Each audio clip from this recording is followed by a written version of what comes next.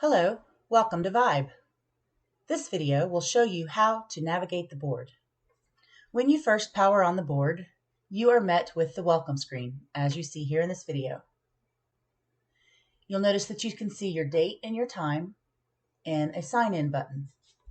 Below that, you can see the network that you're connected to.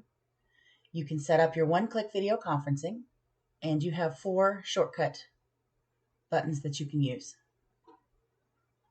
Let's navigate to the main screen. If we click Touch to start, this will take us to our apps page. From here, we can visit the App Store and download any app that we might need at any time. If we tap our double credit card button down here, you'll see that we have 2 apps open. I can close both of these apps simply by clicking the X on both of those apps.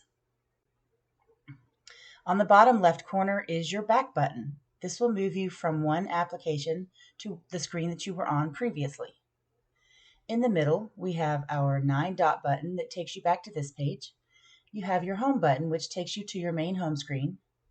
And you have your double credit card button that shows you the open apps and helps you get to the split screen options.